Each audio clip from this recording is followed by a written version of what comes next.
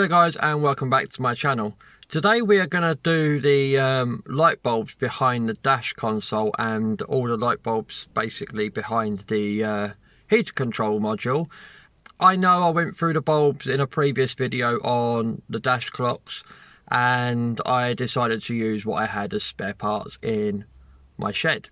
That has however decided to bite me in the backside quite brutally, because half the lights are still not working. I've got my handbrake light working last time, which was fine for the MOT, but the actual clocks themselves are not illuminating properly. So I decided to bite the bullet and buy myself some 286 dash clock light bulbs. Got a grand total of 20 bulbs, so fingers crossed I have enough, and that comes to a grand total of £4.76 from a company on eBay that have posted them out to me. So the bulbs look just like that, little tiny push fit bulbs, and that's one of 20 that I've got wrapped up in this bubble wrap. So basically the plan for that is to replace all with new, and like I say, hopefully I've got enough with 20. Just before I start, I will apologise for the lack of content. The coronavirus pandemic has hit me hard financially, and as a result I am now back out at work, which is one of the aspects of what's slowing my time aspects down, because I work and I'm also full-time carer for my mum, disabled mum as well.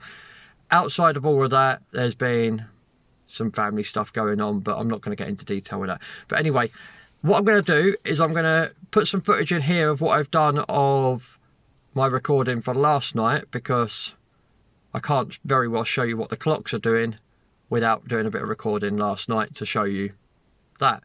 So I'll put that in now, and then I'll bring you back with how to do the job. So I'm just recording in the dark so you can get a clearer shot. If I put the lights on, you'll see that we've got, that's pretty much all I can see, up to just past 80 miles an hour on the speedo clocks, and I can actually see more than the RPM counter is allowing me to show on the camera. It will allow me to see from 3000 RPM all the way around to the right. We can see the fuel gauge is nice and full. So we've got a lot of lack of illumination in the middle there. With the lights on, you can see that these light up, these light up. If I then turn my, that's my power socket, but just above that, around about here somewhere, should be my clock. That should be illuminated. We've got the radio blasting out heart 80s, even though it's turned down, and just below that we can only see the far right hand side dials. The rest is not illuminated at all, and my keypad doesn't illuminate. Now the keypad I'm not too bothered about, we're not going to bother fixing that, but I'll take you back to the footage involved of how we get all this pulled apart. Right, so the aspects of what we're doing here, let's get this out of the way. That's my charger lead for my phone. Excuse the mess of the car, it's an absolute, looks like a bomb's hit it. Move the hand sanitizer out of the way, because we need to get this out. The radio's already unplugged and unwired, pre-done that, because there's 2 screws in the bottom there, and that should just come out as one unit. But if you've got the standard radio, you'll have a screw at either side in the middle.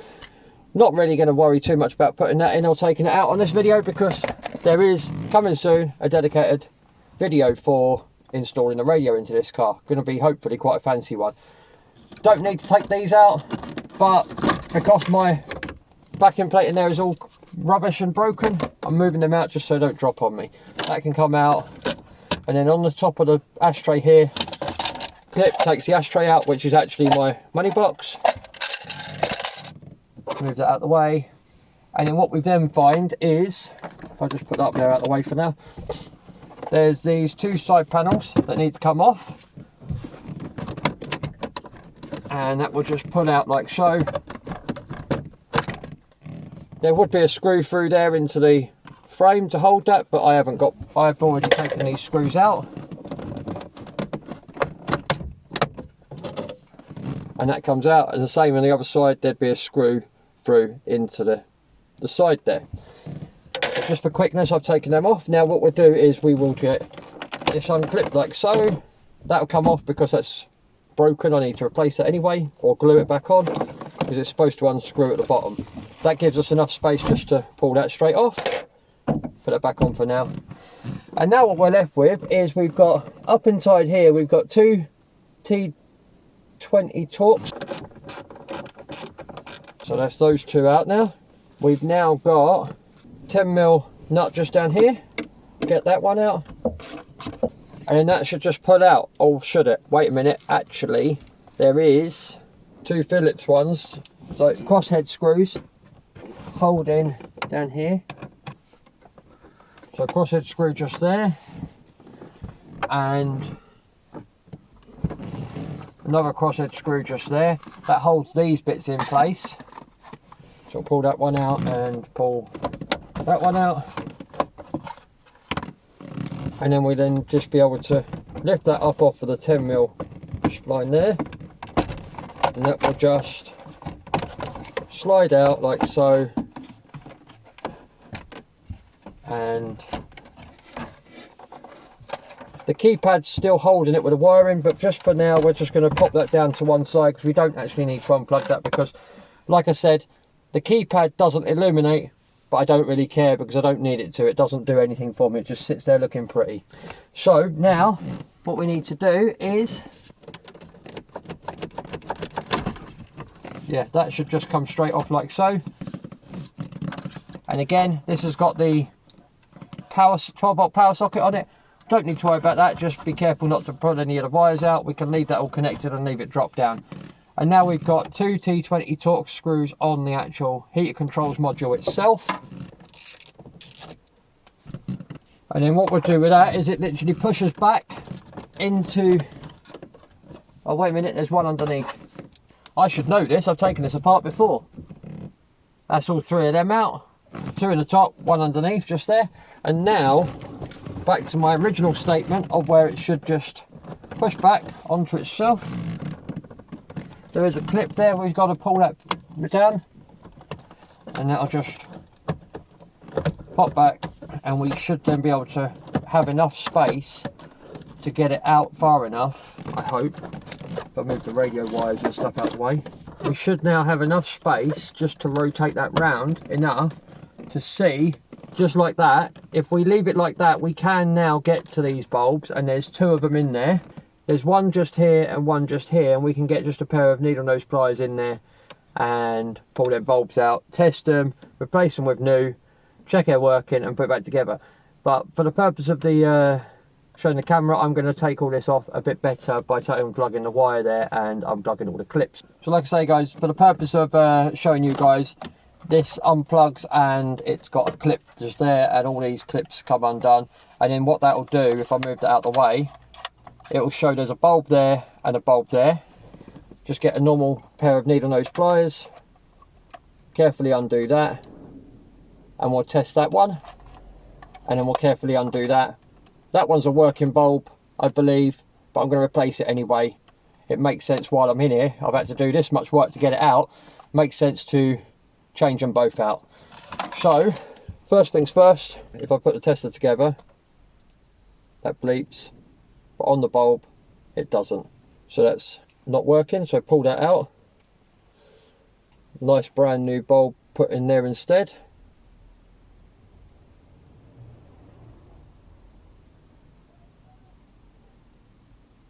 And now we test it again just to make sure that now works. So that one's ready to go in, but I've got that one working and that one working. So two new bulbs in there ready to go. Pop them back into this unit. Be gentle with the needle nose pliers. That one's in.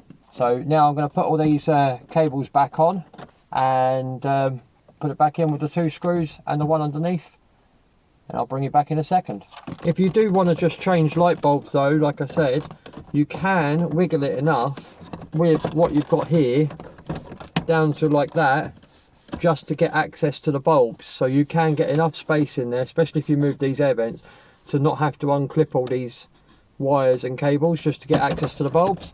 Right, so now this should go on there, actually, do you know that screw underneath is actually supposed to go through the plastic, but the plastic's broken on mine.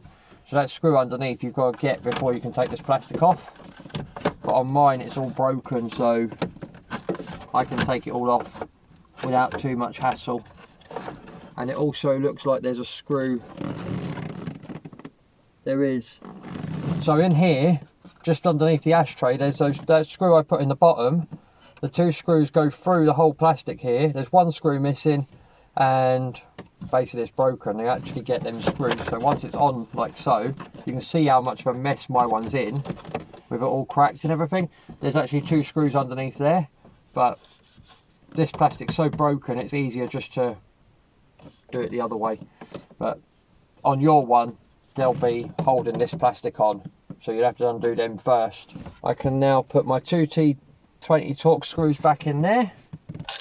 I can go back in there, so my money box is back in. Now we've got to put these side pieces back on, which go through the outside here with the Phillips head screw, one on each side. While I'm down here I might as well put this side on. I haven't shown you me doing that side because I was in the way of the camera a lot. So let's just put my 10mm, where's my 10mm gone? 10mm like to run away. 10mm socket, 10mm nut, and go down there on that piece there. Put that over like so.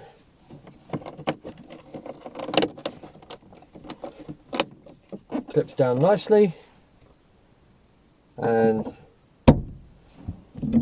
that's that done. So that's those bulbs changed. Now we need to get the clock out.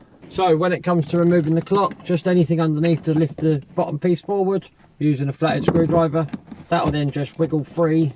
You can then just pull the plug quite nicely on that and that'll come right out. And I've already taken the bulb out of this. I need to go and get the bulb from indoors. Take two, we've got the bulb, and basically I know this wasn't illuminating. I know in last night's footage there was no bulb in it when it wasn't illuminating, but the reason I've removed the bulb prior to this is because I needed to find out what bulbs it took. So basically same again, needing those pliers, turn it out, and then that'll just come straight out, and then we'll just pop that bulb out. I'm not even going to bother testing it because it didn't illuminate, so I'm going to presume it's dead.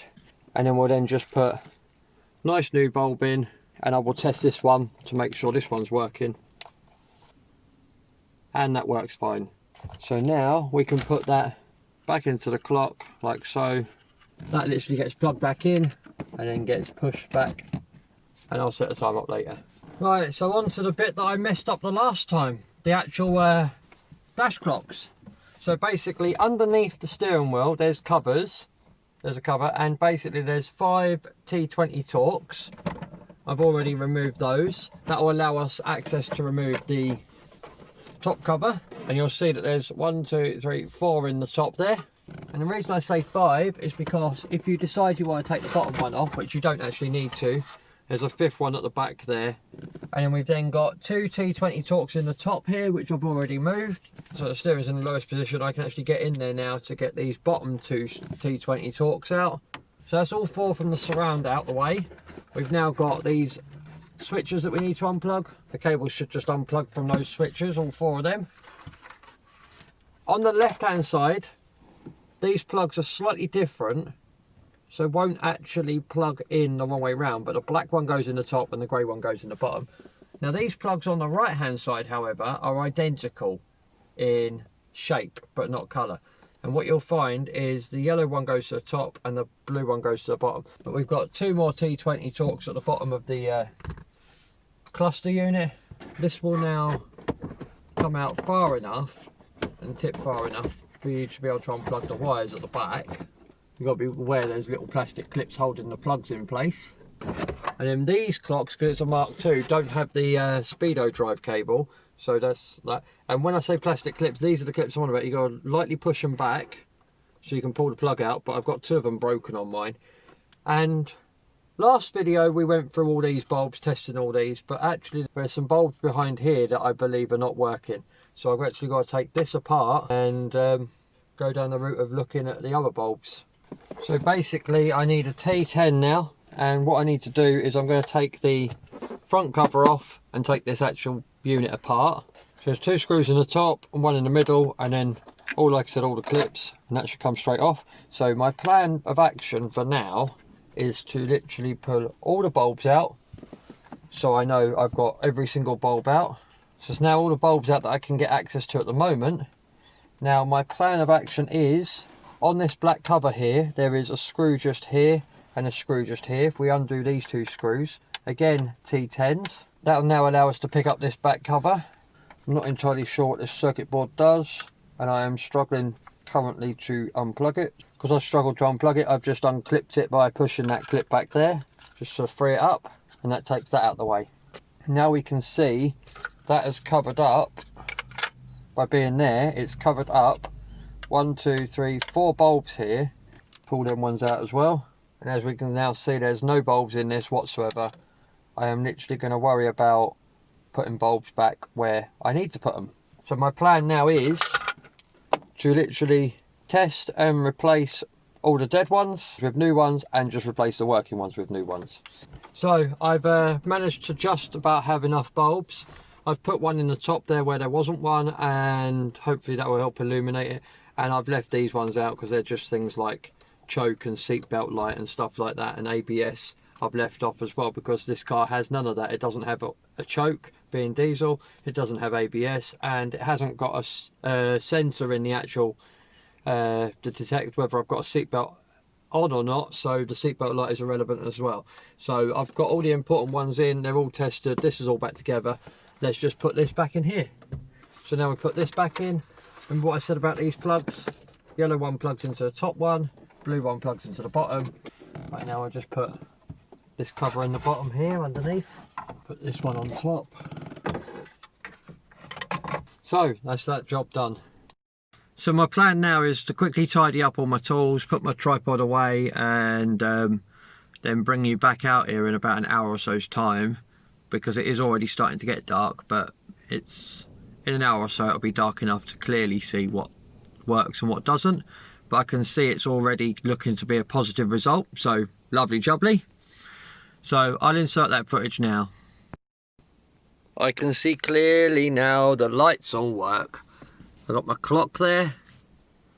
As you'd have just seen, I've got them. There is still a bit of a dark spot on the left hand side here, but of the numbered one, but there's no bulb over there, so that's more probably like an aspect of a design flaw rather than a bulb issue on that one.